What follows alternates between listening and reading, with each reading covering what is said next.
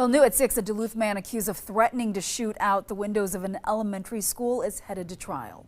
A pretrial hearing was held today for 73-year-old Richard Neault.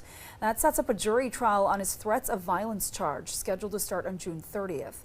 Neault was arrested last September after staff at Mr. D's bar in West Duluth allegedly heard him threaten to shoot the windows of Laura McArthur Elementary, which is visible from his home. Bar staff reported Neault to law enforcement. He was released on bail one day after his arrest.